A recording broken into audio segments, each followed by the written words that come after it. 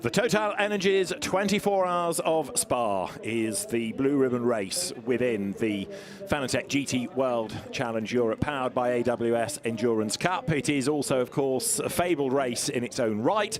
It is part of the Intercontinental GT Challenge powered by Pirelli, and it has attracted a fantastic entry. The track has been busy all morning. We've had the free practice session, and pre-qualifying is shortly to get underway.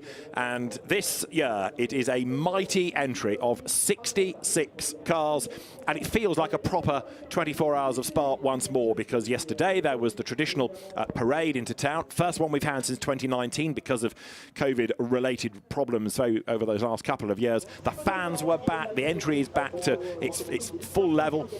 Drivers from all over the world are here. It's a very international, very cosmopolitan lineup, which is great to see, partly, of course, because it is part of IGTC this year. And trying to pick a winner for the race itself, well, just put a pin in the entry list. It's about your best option. David Addison and John Watson are trackside, and we are looking forward to what promises to be, John, an absolutely outstanding race. Well, we're back, and it doesn't seem a year since we were last here at Spa-Francorchamps. I mean, looking skyward, the first thing I always do when I come to this fabled circuit in the Ardennes, in the heart of Belgium, is what's happening outside. And right now, oh, no, it's not. I thought it was getting grey. They've got a big sheet of grey perspex over the top of the window. In fact, it's actually quite a nice afternoon here. Temperatures are comfortably warm, not potentially as warm as it may get during the course of the 24 hours, which in itself will cause maybe issues for those within that 66 car field. Well, we might not have grey. We do have silver Porsches. The Martini car that we had a look at, the car from GPX Racing. 32, of course, from WRT. Very much a car with a chance of taking honours in the race this year. WRT that came so close to winning last year, only to be passed right at the very end by the Iron Lynx Ferrari. I mean, I've seen that over and over again, and every time I look at it, it looks even wetter than it was the previous time. When that was taking courage to a new level in my book, that Pierluigi went round the outside of the 32 Audi. Alessandro Pierguidi, I should say, went round the outside of the 32 Audi at Blanchimont in appalling conditions. I don't think anybody is capable of doing that again, but whoever, if they try it, they've got to think about it, because there's been a number of changes here at Spa-Francorchamps over the last 1 year, and that is we've got rid of tarmac, and gravel is back in favour. It is. You're looking at 88 Mercedes, new livery for this car, driven for this weekend by Raffaele Marciello, Daniel Junqueira, Jules Gounod, another potential winner. You can see the queue forming at the end of the pit lane, and so as the cars are there. Just picking up on John's point, you can see one of those gravel traps in the background. There it is, up at La Source.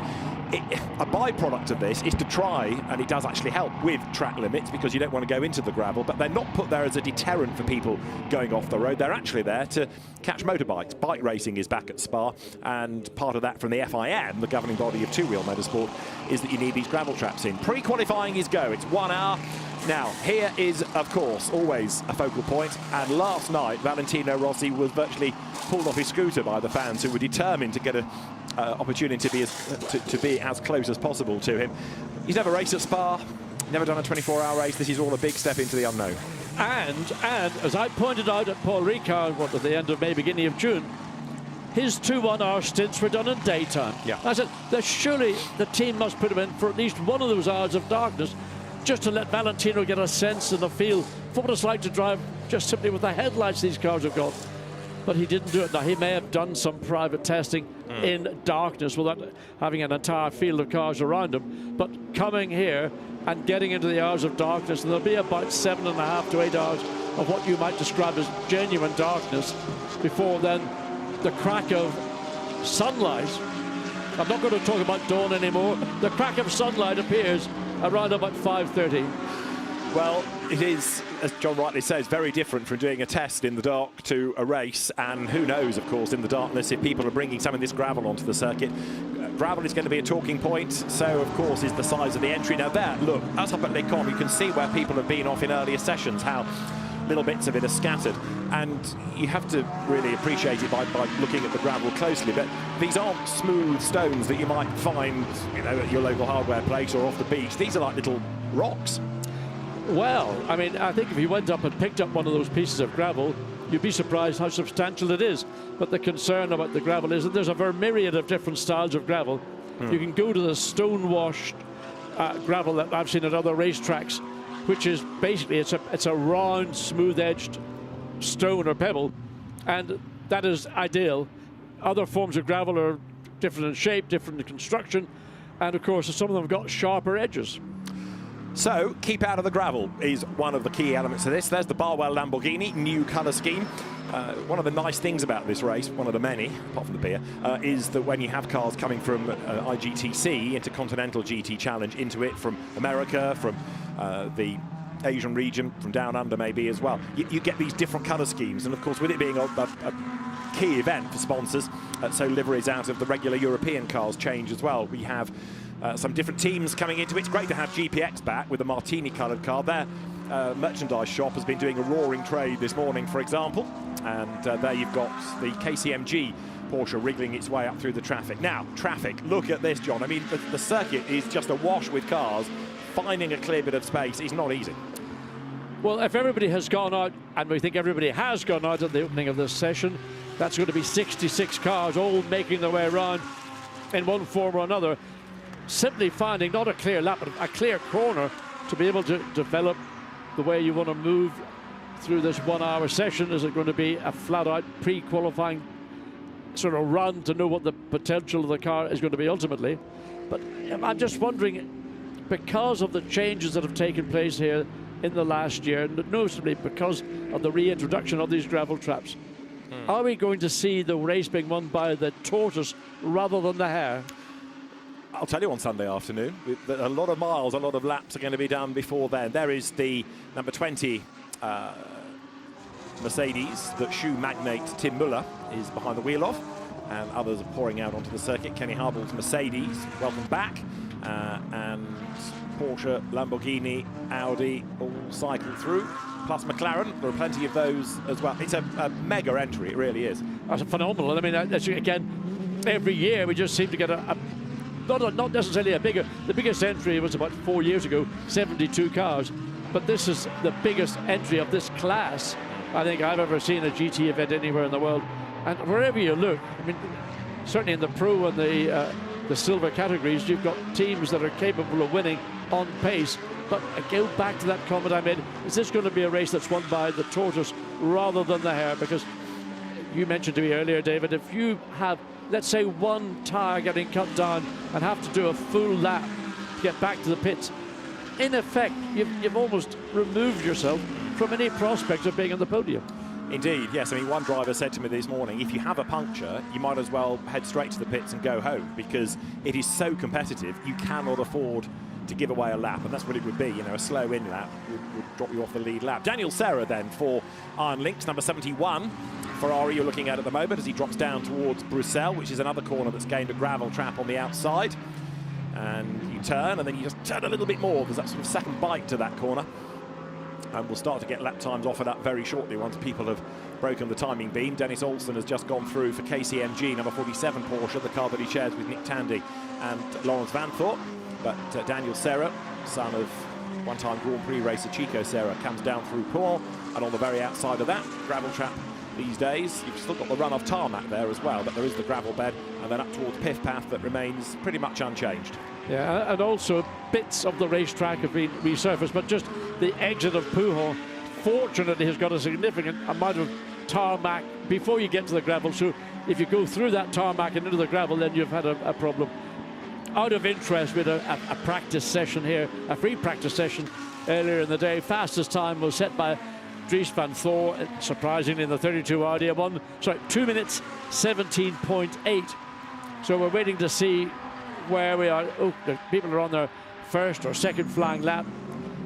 Careful here in Blanchimont. This is the exit of Blanchimont. The entry to Blanchimont will also be a problem, because certainly here at the British round of British GT last weekend, if you put one wheel across the demarcation line on the right-hand side as you enter into Blanchimont, that was going to be a time removed, or penalties applied. There was a sort of a slightly revised view came out, so you're allowed now to put your right side wheels over that white line, but not all four wheels, as we have seen traditionally drivers, as they get more and more greedy, trying to actually ease the entry into Blanchimont to enable them to continue running through it flat out. This pre-qualifying session, of course, if the weather turned nasty, and we saw it in Kyle Army, for example, last year within the Intercontinental GT Challenge, could become the grid. Qualifying comes up later on today, and then, of course, you've got Super Pole tomorrow, along with the warm-up. But this is a session where really they need to cycle drivers through, try and get as good a time out of them as they possibly can. But for many of them, it's about learning the circuit. Others can, I suppose, chase a time, but with the requirement to perhaps keep some tyres in abeyance, given that punctures are expected, are people going to throw a new set or two new sets at this session, or are they going to try and get away with old tyres here and keep tyres for later on? I think it's something like 17,000 sets of tyres that Pirelli is bringing to this weekend. I mean, they've got, I think, 38 trucks have brought their tyre requirements. So each team has got 30 sets of tyres. Those that get through to the shootout on Friday evening will get an additional new set of tyres exclusively for that shootout. But 30 sets of tyres really from that practice session we had earlier today through. So you pointed something there and I missed it. No, I'm pointing at something technical. So, okay, we're just keeping an eye on Kelvin van der Linde, as he has been getting a bit of a hurry up and trying to see where Kelvin van der Linde, well, Dave McDonald in the McLaren has now gone quickest overall in a 2 minutes 21.5. Still a way away. David Perel has now exceeded that. Ericsson in the number 3 Mercedes has improved literally almost now as cars are coming across the start-finish line. Schoendorf in another McLaren, and now Jack Aiken in the Lamborghini, Kujula in the Mercedes. So 2 minutes 21.1, and it is literally, it's by the car that these times are changing. And again, part of this is down to the traffic, isn't it? Kelvin van der Linde has got lots of cars around him, and that car comes over the line. I'm trying to remember which year it was. Was it last year that the car started right at the very back of the grid, having had dramas in Q1? It did. Was it last year? It was certainly, it was a tough break for the 32 Audi and that crew, because that's a winning crew, whatever way you look at it. Absolutely. And Audi want to win this race. They haven't. They thought they had a done deal last year until the rain came in that last hour. And Alessandro Pierguidi did something which was totally remarkable, as Marvin Kirchhofer in the McLaren up the hill. It's a shame Alessandro's not here this year, and he's not been doing Fanatec GT. Another McLaren you've got, that's the Jota car. That is Kirchhofer in the McLaren and the Jota car, indeed. Yeah, I had the Garage 59 entry a moment ago, so up towards the timing line comes Marvin Kirchhofer, and fifth he was. Stays fifth on that lap. Dennis Olsen's Porsche still the fastest. Jackson Evans' Porsche second, and that now becomes third because Lukas Stoltz has just put number 2 Mercedes up to the top of the times. Now there, John, you see how little run you've got from the curb to the gravel. I'm delighted. I'm delighted. So Lukas Stoltz not with his usual mate and partner in crime, Mauro Engel. So it's Mercedes right now that is dominating from the 2 Porsche.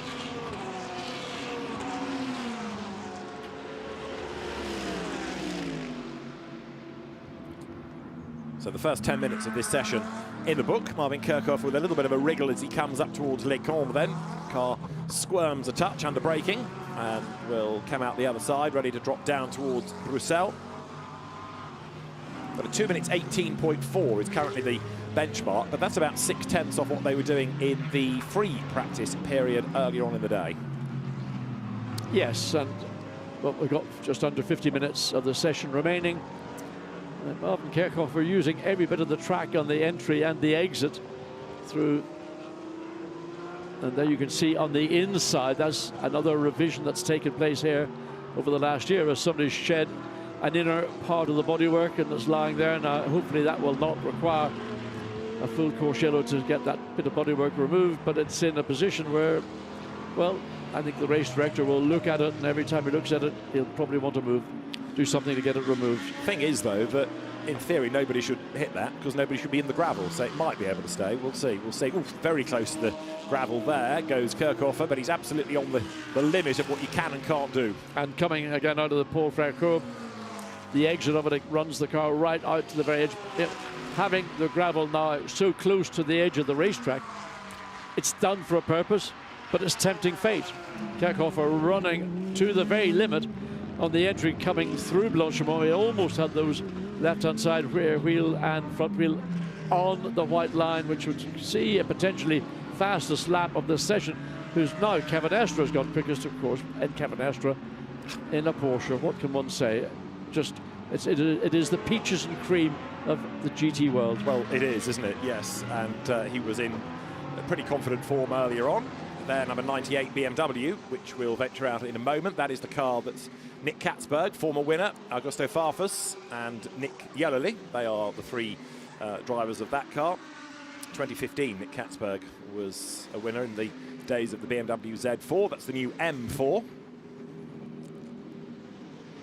And the Rover Racing team, which has thrown its lot back in with BMW for this year, having operated BMW and Porsche, but now concentrating on this, and also, of course, concentrating on endurance and GT racing rather than on the DTM, which it was doing. Right, to the pit lane here comes Samantha Tan's BMW. Others come pouring over the timing line, and Kevin Estre, a 2 minutes 18.3 now in number 221. Why is it 221, you might ask? Well, the Martini colours adorned a Porsche 917, which was number 21, and this is the second Martini Porsche, if you like, of the breed. And so 2 for the second iteration, and then 21 makes up the number. Oh, up on the inside, coming through Radio. Well, there was meant to be a marker cone at the top of Radio to give you a visual as you came up the hill out of Eau Rouge to see where the apex was. That appears to have vanished. I don't know if it was even there at the start of the session. It was there in previous sessions, because I know a man who was out on the racetrack and he told me it was there. Well, if it was, it not lasted long indeed. 163 Lamborghini, Mattia Michelotto, Marcus Pavarud, Baptiste Moulin, and Michael Dorbecker, the drivers. That's the car you can see at the moment turning out of Bruxelles. Number 163, part of the Vincenzo Sospiri team, makes its way downhill. So why have cars 66 and 20, the Tempto Audi, and 20, which is SPS Automotive, why have they both had their management to be sent to see the race director? Speeding in the pit lane, under investigation from the start of the session. That's a bit fundamental, really. I mean, it's not as if you're racing the checkered flag. Now there is Marcus Pavarud then in the Lamborghini, heading in towards the Courbe Paul Frere. I mean, he is running right to the very limit of what we would expect to see potential time deletion. Watch as he comes up through here to Blanchimont. How far, I mean, basically he's getting the left side wheels over the white line as he enters into Blanchimont. So we haven't seen any, well, actually a number of cars, 60, there's more cars, 911, 63, 11, 24, also under investigation for speeding in the pit lane.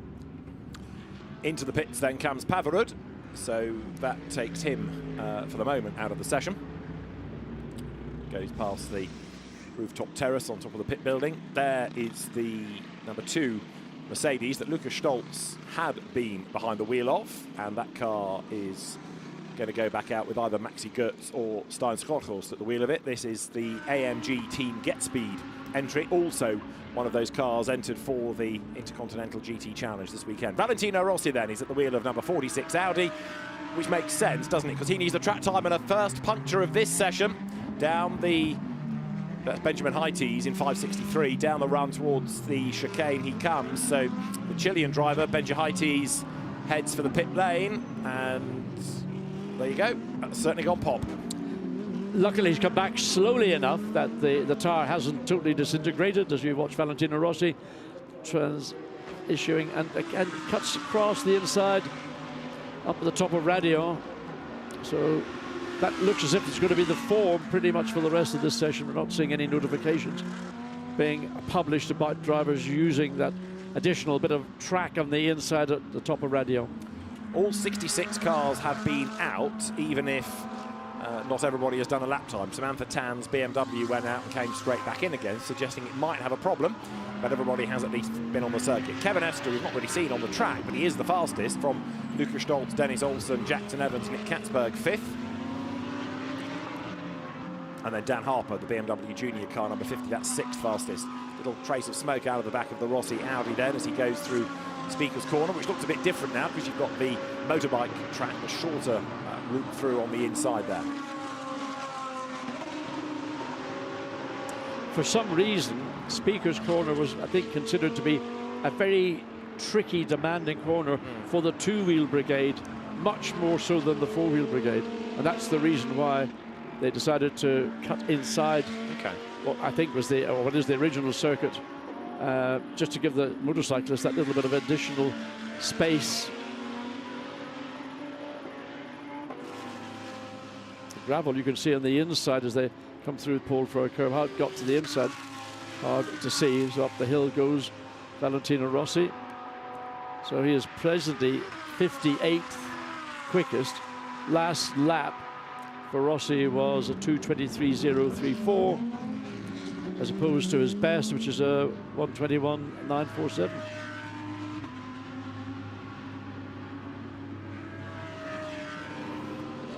So the Rossi fans, cameras at hand, watch the great man come out of the chicane, and that's not going to be an improvement, or is it? Well, a 2 minutes 20.8, 48 in the times.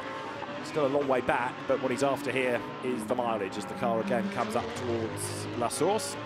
Still climbing even then, and actually it's cambered as well. The road drops away on the inside, so you climb up the hill, or up a gradient into the corner, and then it tilts a little bit on the inside. Sort of unloads that inside front wheel, and sometimes you can see a little lock-up as that wheel becomes unloaded and actually loses contact with the racetrack. So Daniel Serra down the hill makes the transition up through Radion again, pretty much as everybody we have seen, using a lot of the inside of the apex at Radion, but no particular problem. So let's have a look and see where Daniel Serra is going to end up. So the 71 iron links Ferrari. And it is a shame Alessandro Pierguidi isn't here, but there's lots of good Ferrari drivers who are here. Yep, very definitely. And Ferrari looking for back-to-back Spa 24 wins. Don't bet against it. No. Well, Daniel Serra currently 43rd. So again, currently on a 2 minutes 20.4. Best lap is at 21.1. So that doesn't quite make sense. Last lap and best lap. Best lap still at 20.426.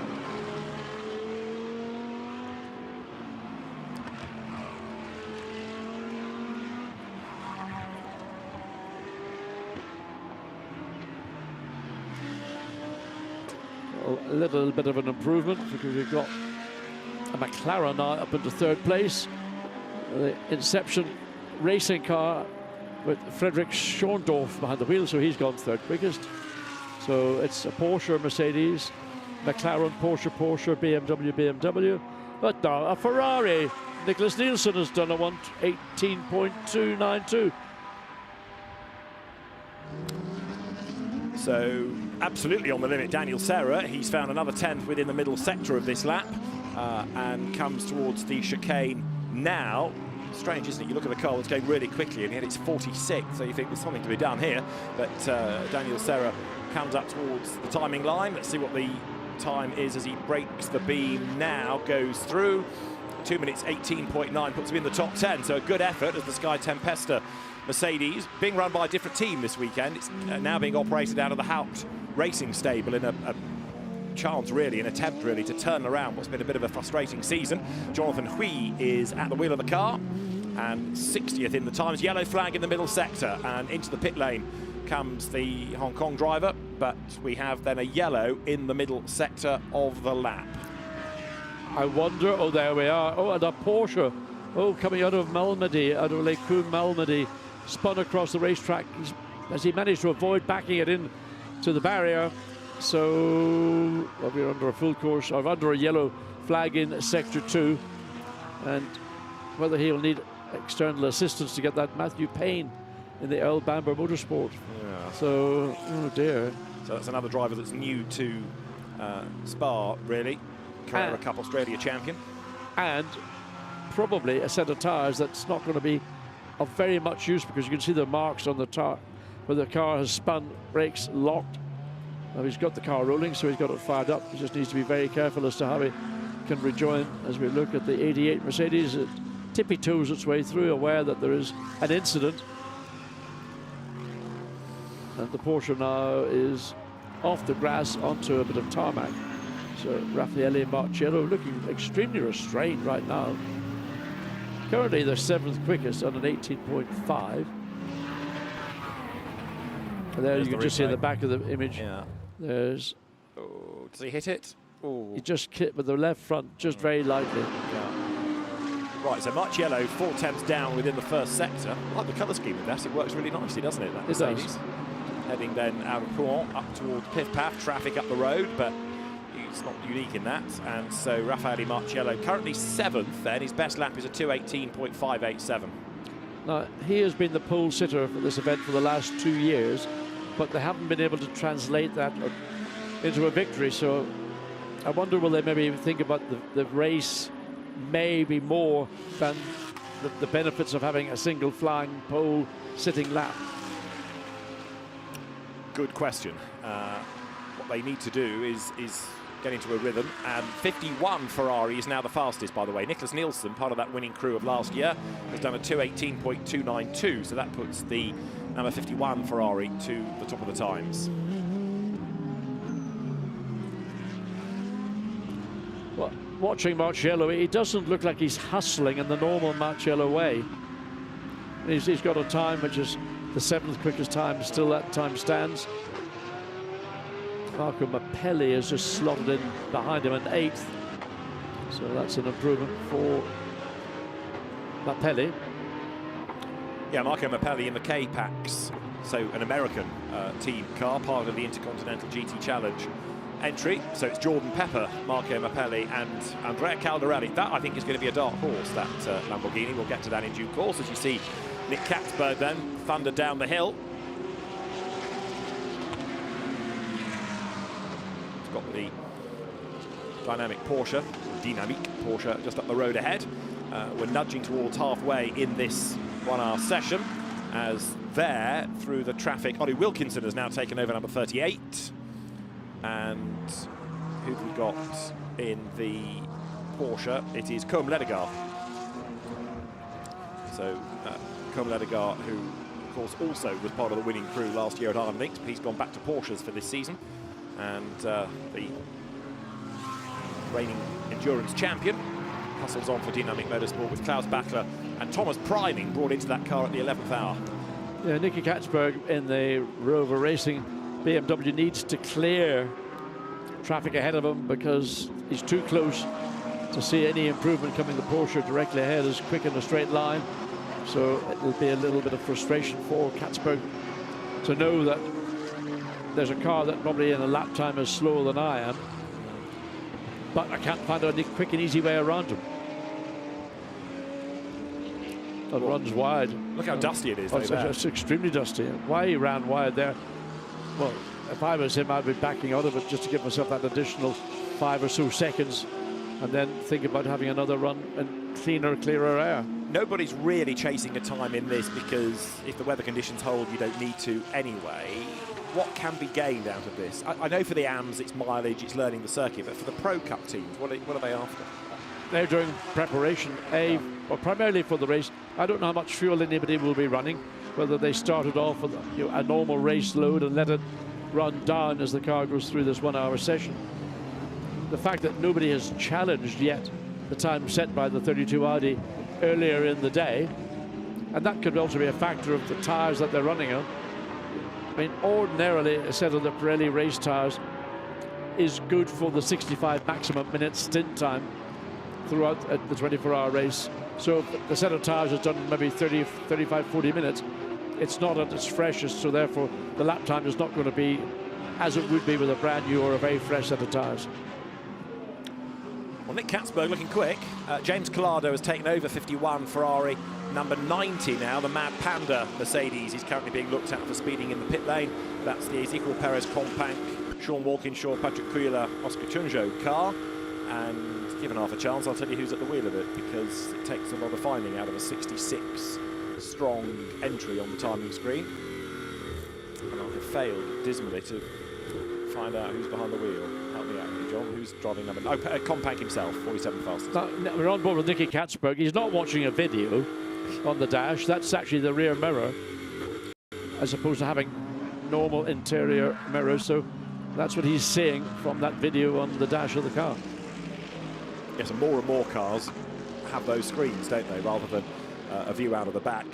Go back a long time when the 24 Hours of Spa was a touring car race. For many years it was part of the European Touring Car Championship. Things like the Ford Capris or the Mazda RX-7s or the BMWs, they'd have all that sticky tape over the back, wouldn't they, at night to get rid of the glare. Don't forget the Peugeot 306s. I've done my best to forget the Peugeot 306, because that was when the last days of this as a touring car category prompted the RACB and Stéphane Rattel to move the concept of the 24 Hours to GT racing. I had a 306. They do a good job. I had a 306. I loved it. That was John Watson that said that, everybody. And absolutely. And in fact, it was a diesel. Dirty word these days. You can't say diesel. It's a dirty word. Don't swear. But, you know, it was a fantastic little car. Again, very dusty down at Speaker's Corner. I'll just finish off the point about the touring car aspect. After Super Touring came along, and that wasn't really a European championship, and other countries started to fragment in rules at the end of Group A anyway, something needed to be done to keep the race going, and it switched from touring cars to GT, where there was a proper rule set for the FIA GT Championship, and we've never looked back.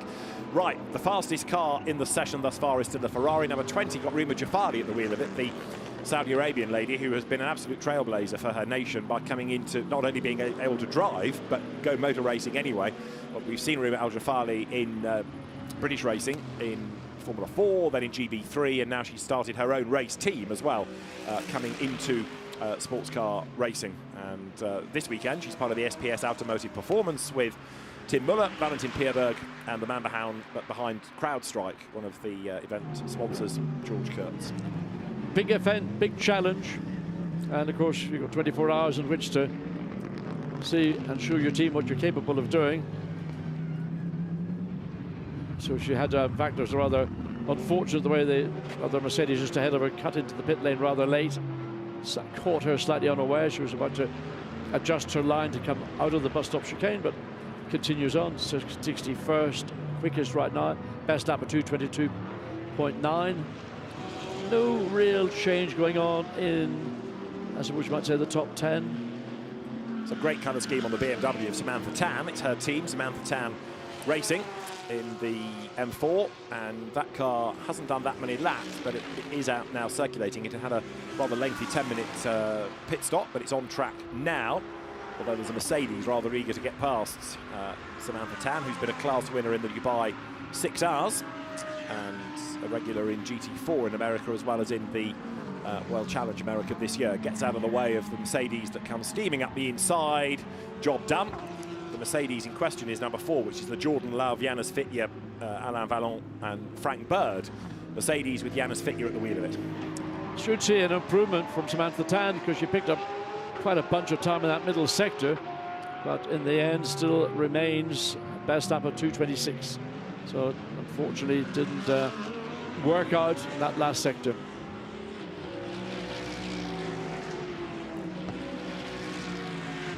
One car that we've not really talked about in terms of a lap time, Watty, is Audi number 32, and Charles Weerts is only 34th. So again, it could be that they're working through a program and they're not perhaps throwing new tyres at this session.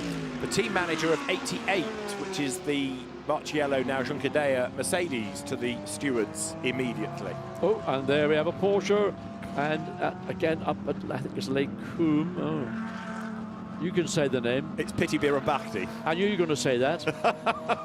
So that's just in the entry into Lake Coombe at the end of the Kemmel Straight.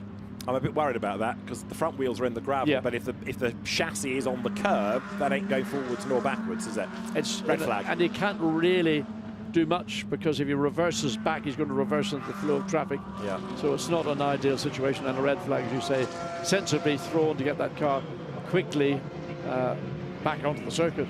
It won't take long. No. The frustration for the race director here is that he's got to get everybody else, the other off the racetrack, back in the pits, and then he can go again. That'll take 3 or 4 minutes. Yeah. So the clock carries on ticking for the moment, with this being pre-qualifying, which is not to determine who goes into qualifying, but it's the replay of the Porsche slithering into the gravel, relatively innocuous, but it stuck, and he can't really reverse into the traffic, as John said.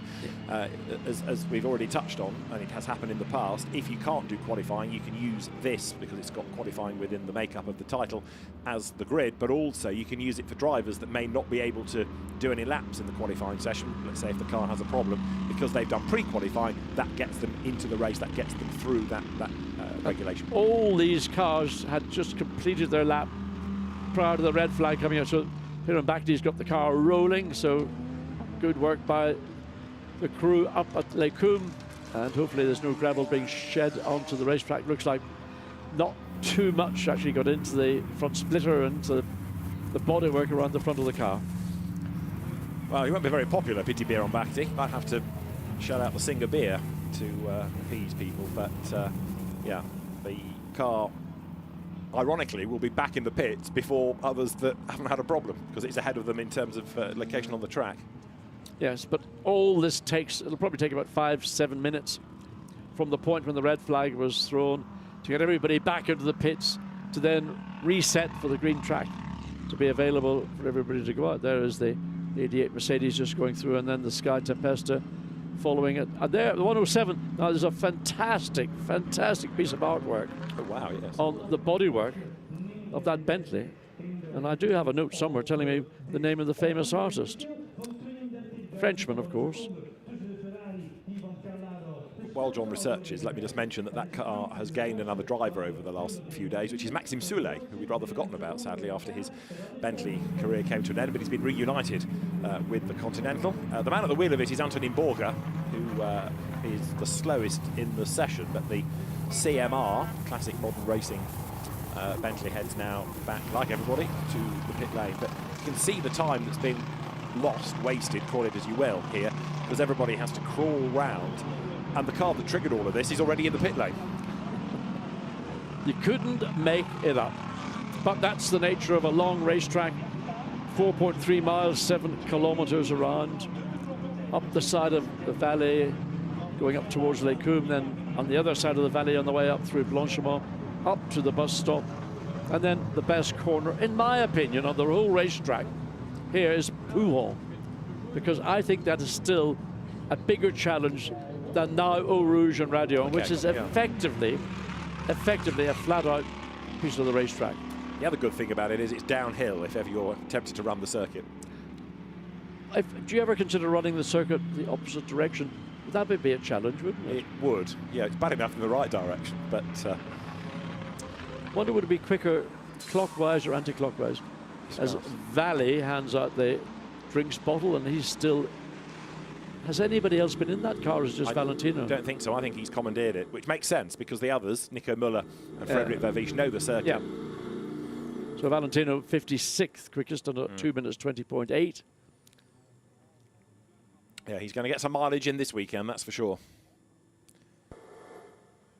So it's been a fascinating season watching him learning and developing in this car, and there he is, ready to go back out, but they're not going to have that much time. I'd rather lost track of when the red flag came out, but we're down to 2:27, I think, right. 2:28. Yeah, so we are looking at a much shorter resumption of this pre-qualifying session, and then this evening there's qualifying, which takes you into the darkness, really, because it will be finishing round about 10 o'clock.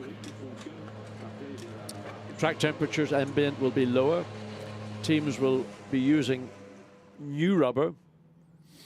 And of course, this will all then lead to the shootout, which will take place on Friday evening. Top 20 will run on that. Yeah. There's the Samantha Tam BMW. Harry Gottsacker behind the wheel, or getting behind the wheel.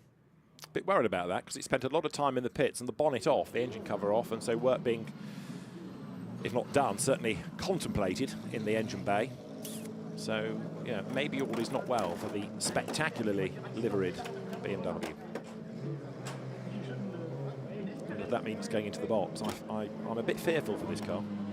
It's a great shame, because certainly if you look at the graphics on the car, the wrap that this car has on it, that's not paint, that'll be a wrap. Yeah. I mean, it looks spectacular, and that's what we want to see. Cars, apart from a great-looking car in its own right, but that is a spectacular wrap. Let's quickly go to the pit lane, because one of last year's winners, Nielsen, is with Gemma Scott. Nicholas, obviously you had the victory here last year, back to fight for that.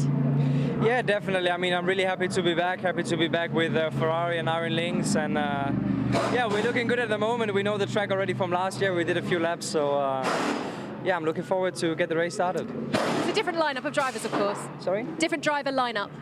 Yeah, different driver lineup, but nevertheless, still a really strong car. I think we can make something good like we did last year. We've just had our first red flag in qualifying, of course, but hopefully cleaner as we go forward. Yeah, I mean, we already had a few red flags also in the practice, and then one just now, like you said. But yeah, it's a part of it. I mean, there is so many cars we have to share the track, and I think to avoid a red flag would be impossible. But let's hope we keep it at a minimum. Absolutely, there's a lot of cars out there and a lot of work to do. Thank you very much. Thank you. So Nicholas Nielsen, Ferrari Challenge winner, ELMS GT champion, and last year's endurance champion. We've gone green again, incidentally. There's a car we talked about earlier on. Welcome back to European racing, Andrea Caldarelli, Jordan Pepper and Marco Mappelli, his co-drivers. That, again, has got to be a potential winner, I would have thought. They came pretty close last year, but one or two penalties cost them time, didn't it, during the night, the equivalent car last year. But it is a quick car, and K-Pax do an excellent job in running this car, primarily now in the United States, where it's another very, very competitive championship season. K-Pax has been here before as a team, not running the Lamborghini, but it has been here before, and as that car gets ready to go out, Andrea Caldarelli is behind the wheel of it. So it is Ferrari from Porsche, from Mercedes, from McLaren, from Porsche, Mercedes, Lamborghini, McLaren, Porsche, the top 10. That's the Iron Dames Ferrari with Rahel Frey at the wheel of it, number 83, the four female drivers. She shares it with Sarah Bovey, with Michelle Gatting and Dorian Pant, who was a winner in Ferrari Challenge the other week. And Rahel Frey, vastly experienced driver, very, very quick driver as well. Gets out of the way of the WRT Audi there that dives up the inside. So we've got a third of this session to go. There are yet more people being investigated for speeding in the pit lane, and it's a bit ordinary, that really, isn't it? There's a form being established. Ordinarily, I would be very surprised if you've got more than 2 or 3 being done for pit lane. So maybe it's to do with the sensor and the trigger point for the sensor. There was something, if I'm not mistaken, a couple of races ago where people were coming in and it clicked over the 50 by about 0.1 of a kilometre per hour. Yeah. And I think whether it was a setting within the speed limiter of all the cars, or whether it was a sensor that was actually just giving a false reading, whatever it was anyway, that may well be the case here this weekend. But yeah, the point being that, yeah, by the race director, the speed limit is 50 kilometres an hour, not 50.1. No. So aim for 49.9 and you'll be fine. And eventually people got the message. So, looking at times, very, very few improvements in lap times are coming, but that isn't the main purpose of this session, as we've got cars down towards the chicane. Rahel Frey there slows right down, looking to try to get a clear bit of road, but yeah, good luck with that. Well, every time she backs down, then she gets somebody, tailgating her as she comes now out of the bus stop chicane. So the run up all the way to La Source.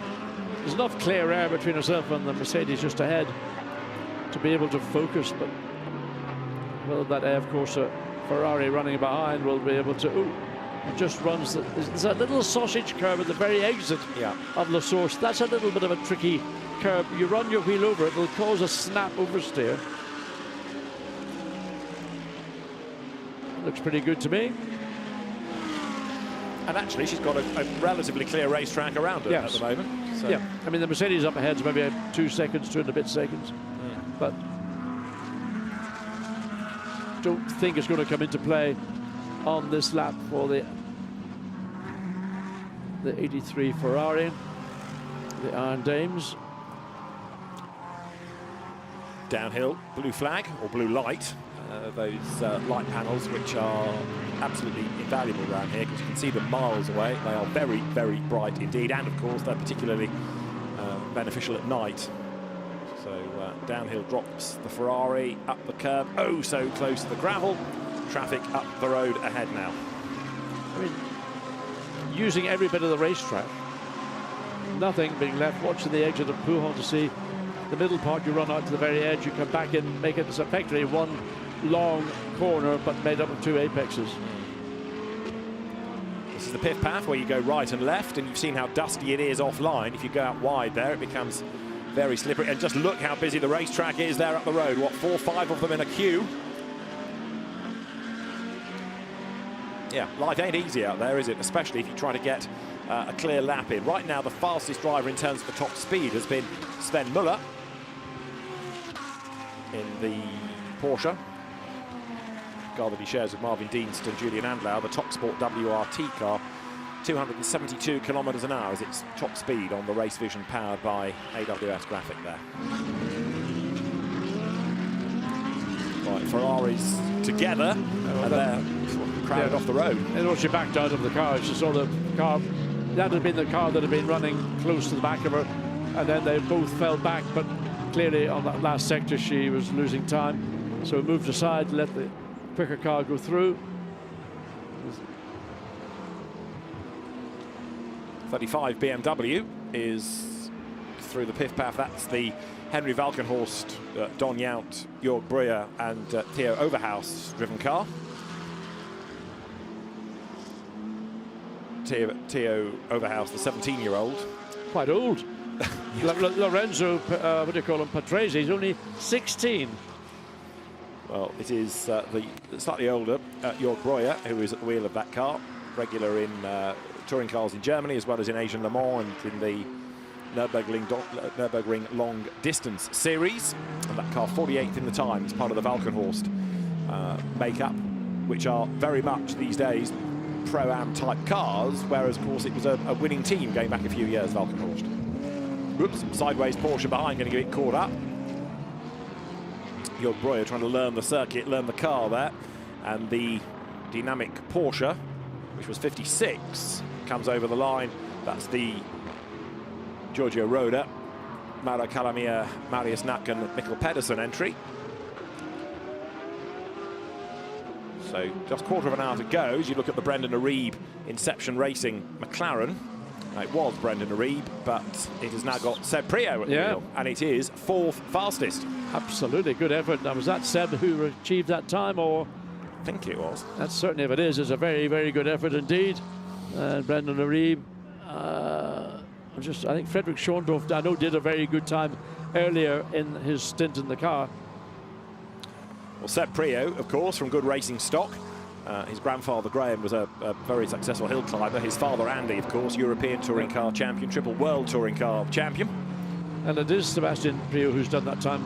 Right. Both the last lap and the best lap is down to Sebastian Priaulx. Excellent. And Seb, the reigning Carrera Cup North America champion, making the decision to step away from racing in the UK to go and apply his trade elsewhere, and of course made his Le Mans debut this year, so developing into a very, very handy GT racer. Well, I remember when Andy Priaulx came along, and Graham, his dad, was one of those uber enthusiastic dads, and sometimes that's an asset, sometimes you can be, back off a little bit, but I wonder where Andy fits into the dad role now that Seb is making a name for himself in the world of GT racing. Yeah, good question that. I know he's a very proud dad, that's for sure, and Jo, his wife, has gone through all of this once as a racing wife, now as a racing mum. But no, Seb doing a very, very good job indeed. The only hesitation I have is, and I've seen this with other dad-son pairings, Derek Bell and Sebastian, Justin Bell, Martin Brundle and Alex Brundle, the dads sometimes still have got it, and they can't help themselves to go out and prove they're quicker than the protégés. Well, right now, Seb is certainly upholding family honour. Top speed through Eau Rouge, just to quickly tick that off. There's the Bentley, the fastest, with all that grunt to drag it up the hill. Antonin Borger was quite a long way down the overall times, but the fastest going through Eau Rouge, 57th he is, the second fastest speed generated by Kevin Estre in a car that is second fastest. We've not really seen on track the Martini Porsche, but it is the car that is second quickest. As up through Ardennes, now onto the Kemmel Straight comes the McLaren, the top speed up Ardennes. Place your bets is a Mercedes. Russell Ward at the wheel of 57, matched by Daniel Serra, Luca Stoltz, Sven Muller, and then one click behind them is Frederick Schandorf in this car. But the road's still climbing even here as you go into Les Combes, and then you come out the other side, and about this point you think it can't climb anymore, and there finally it starts to dip downhill. Yeah, the highest point just at the exit of Malmedy. I mean, it really is all Les Combes, but they've actually added the name, the famous Malmedy name, on the original Spa circuit layout. So down the hill into Speaker's Corner, very, very dirty on the outside of the corner. Nobody wants to get anywhere near that. Otherwise, they'll be straight off into that tire barrier. Well, right now, with 12 minutes on the clock, all the times, all the representative times were done at the very start, but intriguingly, on that lap in which Antonin Borger did the fastest speed going up through Eau Rouge, he also did an absolute best first sector. I just wonder whether he was off the road in doing it. Pitibert and Bachti, after his spin, has been allowed to continue in the session, so the Singer Beer entry, the car that comes out of the Singer Racing Team TP12 stable, with Christophe Amont, Tanat Sutter and Tyrone Cool, and Le Mans winner Earl Bamber as the other three drivers, now comes down towards the chicane. Yeah, Pitibert and Bachti got way and well and truly off the exit of Blanchimont, and of course that's the Mercedes then run through, because you lose time, you've got to back out of it, you can't just stay that far off racetrack. So any change of position? No, stays currently 64th. And there used to be there's a bit of green.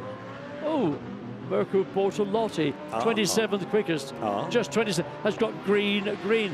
So I wonder where that 63 Lamborghini might end up shortly, coming up to the completion of another lap. Well, it has improved last time on a 2:19.450.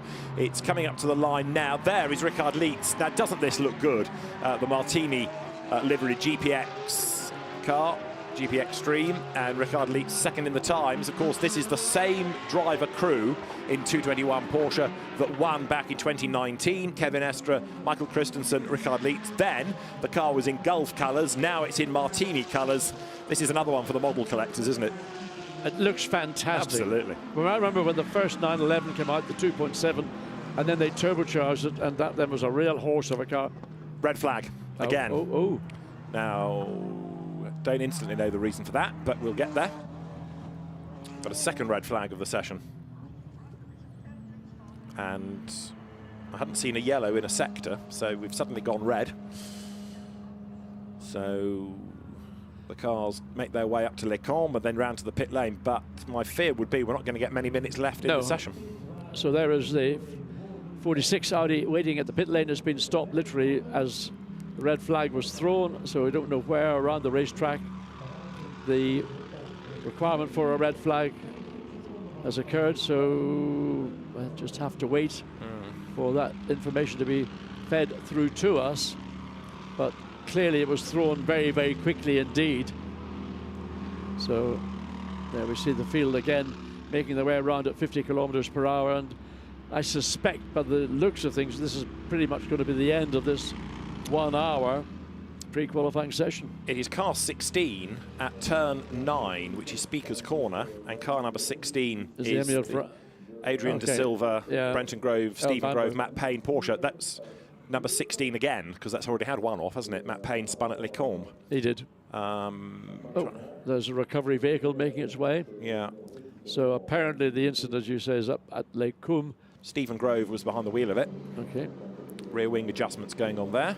That's the Aston Martin. It is one of the two Beechdean backed Astons. And Andrew Howard isn't driving. He's not. He's in full business mode, coming up with new flavours for his ice cream. Well, with the heat wave we're having in the UK, make ice cream while the sun shines. Absolutely. Buy more Aston Martins. This is the Pro car. This is Nicky Thiem at the wheel. It's the Pro-Am entry, or the silver entry, I should say, really, that's changed. So that you've got now David Pittard and Charlie Fagg with Teo Nue and Romain De Angelis in the car. It's going to be competitive in silver, that's for sure.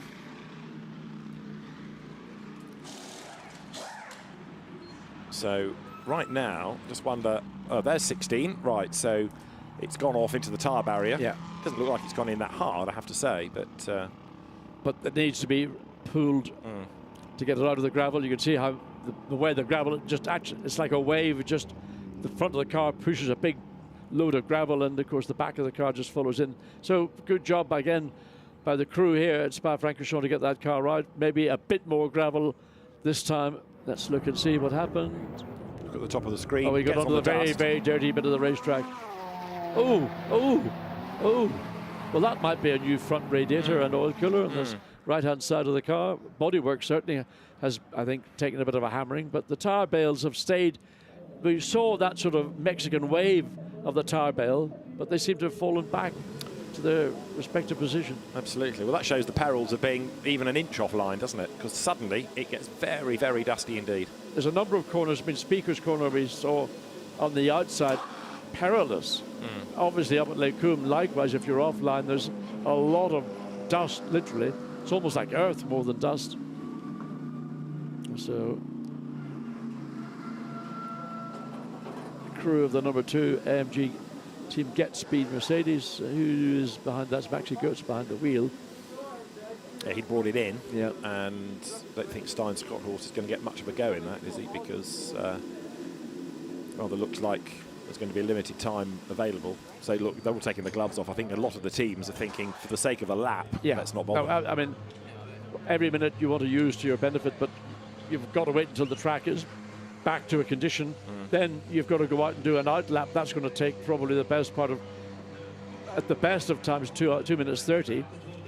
And that would be a pretty quick out lap. And then how much time you've got to do one single flying lap? Can't think it's going to be a popular call for most people to go back out again. Now, who's that with the BRDC membership? It's the Jota, the Rob Bell. Absolutely so. The McLaren factory driver and the man that's based in St Helens in the northwest of England these days. He's going to get out of the car. He's done. So the session is kind of open to people if they want to go out at the end, but I suspect that given the time of an out lap, there's no point. No, I mean, there's a queue of people waiting at the bottom of pit lane exit, so they'll have to go out and do a lap to get back into the, whether they're here on the Formula 1 pits. You can see them. Well, some of them actually, I don't know where they've gone. Where's the 46 Audi that Rossi was sitting in? I don't know whether that car, I can't believe it's already gone back out because we're still under red flag conditions. So the clock ticking down, just under 5.5 minutes remaining. So they're going to have to actually, be unlikely because they're going to have to put that car on the back of the flatbed to bring it back. So there must be damage to the right front of the car.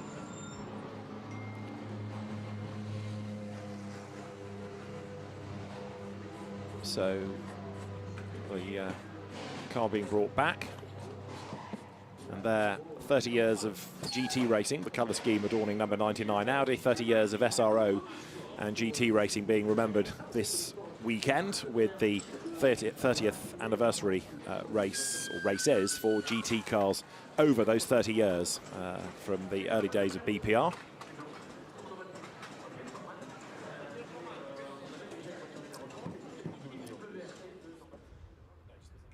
So there is the 46 coming round at a very slow 50 kilometers. Fred Vervisch behind the wheel of the car, so it would have been interesting to see what Fred Vervisch could drag out of the 46 WRT Audi.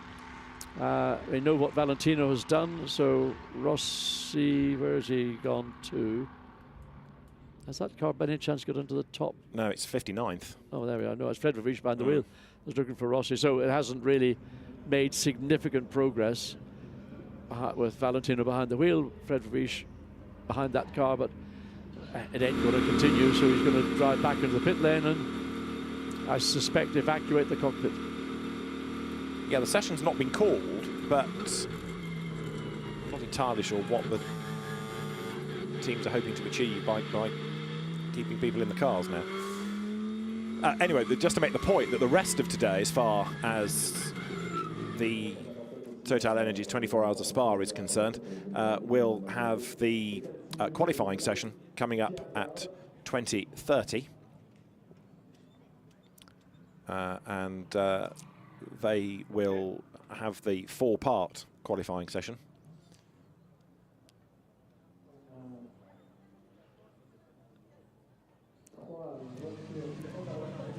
So those cars that were at the end of the pit lane when the red flag came out have been allowed to rejoin or go back to their garages because they didn't have really any option. They were in the pit lane at the time, but anybody that has subsequently gone to join the queue, as it were, shouldn't have done because the pit lane was closed. Yes, and the red flag still is in operation. Yeah, exactly. So they've contravened the regulations. You're not allowed in the hot lane, as it were, the fast lane, while there's a red flag. I knew you'd explain it better than I would. Unless you're there already, which those cars were. Right, so 2.5 minutes. So that's an out lap. I mean, good luck to anybody that's going to try it. A 2:18 is a flying lap. So unless you're the first car, I don't think you're going to get a flying lap in. Well, all they will gain is by going out, they'll get the checkered flag when they come across the line, and they can still do another flying lap to the point where they come in. So they will have, in effect, not quite 2 flying laps, but the best part of 1 3/4 flying lap. That's information, they'll gain something out of it. And in the case of Fred Verviche, he'll have a chance to go back out. I'm assuming Fred Verviche is going to go back out and just get that, 1 3/4 laps of whatever time it takes to come in and say, yeah, the car's greater. We've got a problem, Houston. Well, right now, cars with less than 2 minutes on the clock make their way down towards the right-hander at Bruxelles.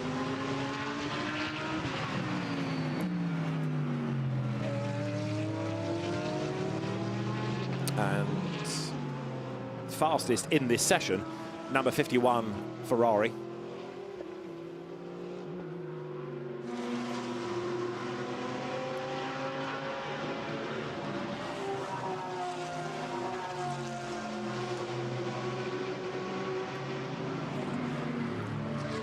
But a good spread, Ferrari, Porsche, Mercedes, McLaren within the top 4. I think more importantly, 3 Porsche in the top 6, including in the 47 car, former winner, mega Porsche driver, now a Corvette star, Nick Tandy. Absolutely. Who I'm pretty sure said to us at the airport last year, I'm not doing the Spa 24 Hours again, and yet here he is. Can't keep him away, you see. I know that feeling. Well, that beer won't drink itself, you know, in Belgium. With the flag imminent, drivers... I'm surprised, actually, the circuit's as busy as it is. We've seen quite a lot of people bailing, but there are more on the road than in the pits, actually. But many of the teams now starting to think ahead for later on. We've got 44 cars on the track, and 22, therefore, are in the pit lane. We've got a couple being looked at for an unsafe release.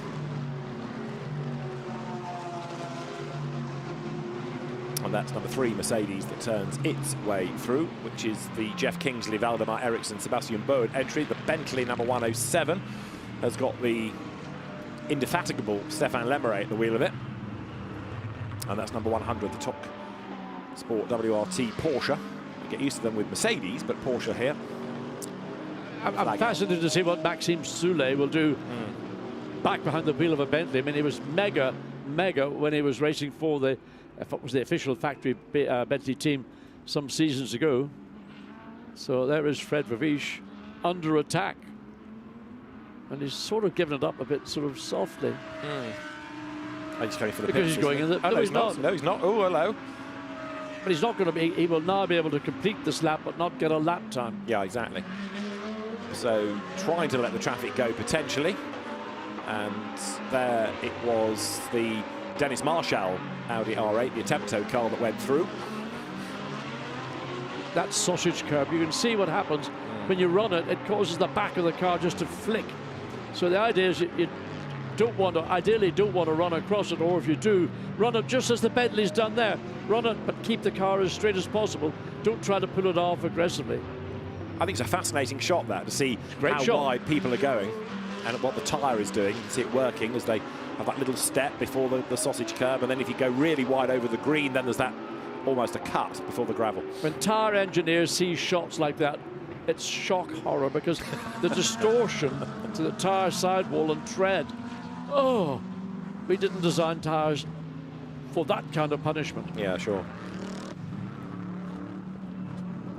Well, what have we learnt out of the session? We've learnt that even innocuous spins can cause interruptions. Of course, it wouldn't be a red flag in the race unless it was a really serious drama. It would just be a safety car period, but potentially it would be much interrupted if people are going off as they have done in this session.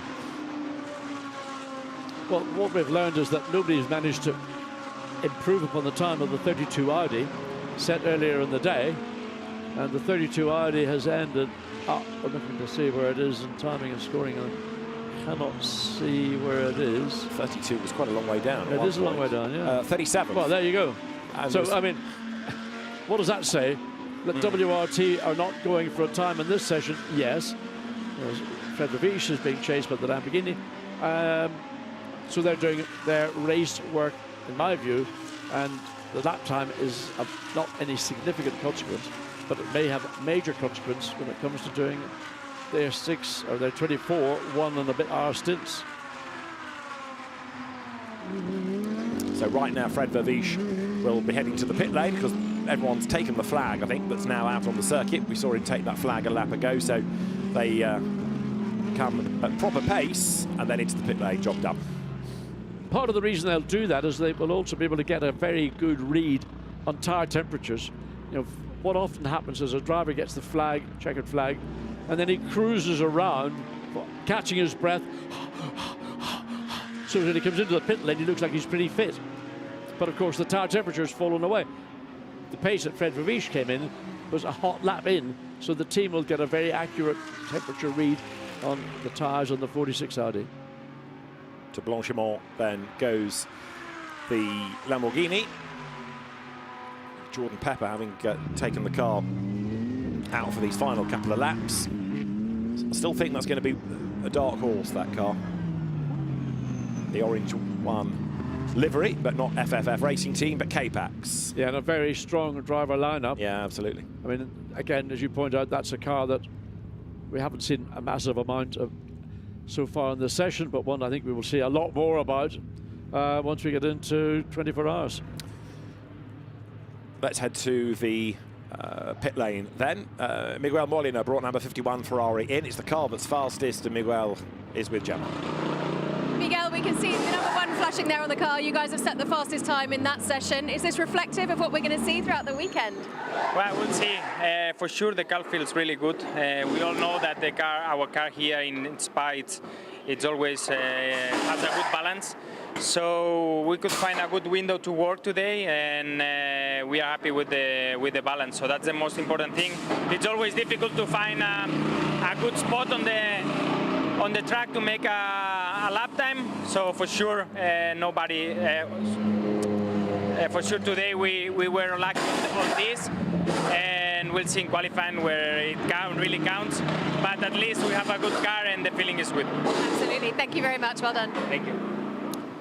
Well, the car's time, 2 minutes 18.292, 32 thousandths up on number 221 Porsche, and the leading 26, all covered by less than a second. This is the order. I won't presume to read everybody's name out, but you can see, first of all, the variety in the brands with the logo of the constructor on that far left-hand side, and a very good effort, though, for 7th from the Casper Stevenson, Tommaso Mosca, Thomas Drouet Mercedes, and also for 11th, right at the very end, on his last lap, the Ferrari in the hands of Lorenzo Ferrari, the reigning Italian GT champion, did an improvement. 20th, James Baldwin. He's part of that driver lineup. James, that of course was a real star in esports, came into real world racing, won in British GT, went back to esports, and he's now back in the real world. So it's going to be well worth watching him over the course of this weekend. Quite a few of the star names really didn't get going in that session. The Christopher Hauser, Luca Giotto, Mattia Drudi, Audi only 34th. We touched on the Vantor, van der Linde, Weerts, Audi 37th. but you just wait for qualifying. That's when it's going to get very interesting indeed, and it will determine which of the top 20 that go through into that Super Pole contest at the end of tomorrow. The Ardennes 53rd at the end of the session. The silver Aston Martin, silver cap Aston, David Pittard, Charlie Fagg, Theo Nue and Romain De Angelis, the Canadian driver, that 55th. Valentino Rossi 59th, and in the final sextet there will be the Richard Heiston BMW, Tim Muller's Mercedes, Nico Gomez Lamborghini, Piti Bieron-Baptiste Porsche, Stephen Groves damaged Porsche, and the Harry Gottsacker Samantha Tan racing car with clearly problems because it's not done many laps. Look at the highlights of that session, which the Lamborghini there of Emil Frey Racing going wide and shedding bodywork at Speaker's Corner. Puncture for Benji Highties. That tyre suddenly went pop on him without much warning, and the car able to limp into the pit lane. A spin for Matt Payne in the Porsche, and then a spin for another Porsche, a Piti Bieron-Baptiste. It was stranded in the gravel, so out came the red flags. And the Matt Payne Porsche would have another drama when Stephen Grove was behind the wheel of it. That will come later on for the second stoppage. So number 7, McLaren, looking good. The team Inception Racing, managed by Bas Leinders, and as that car ended the session 4th, it was Ferrari fastest. And the next activity on track is going to be the qualifying session, 8:30 local time, as you see the reason for the second red flag off the road going Stephen Grove. We'll see you for that qualifying session later on at 8:30 local time. For now, from all of us here at Spa, goodbye.